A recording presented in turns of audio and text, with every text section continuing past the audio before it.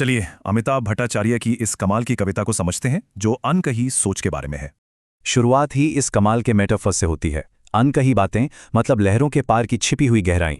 कविता का सार है समझे जाने की एक गहरी चाहत कि कोई हो जो मन की बात को बस समझ ले।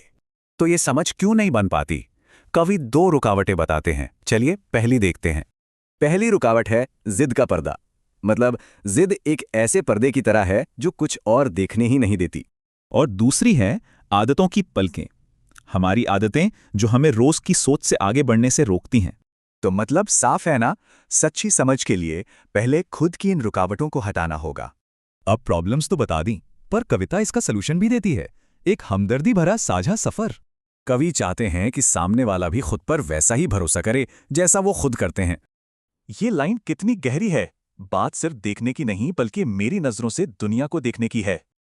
और जब नजरिया एक हो जाता है तभी तो साथ चलने का रास्ता खुलता है।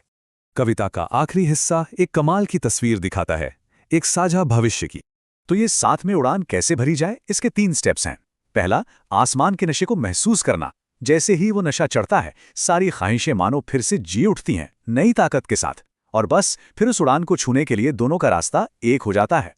तो इस तरह कविता एक पूरे सफर पर ले जाती है, अकेलेपन से एक साझे सपने की तरफ। और आखिर में ये कविता हमें सोचने पर मजबूर कर देती है कि हमारी जिंदगी में ऐसी कौन सी दीवारें हैं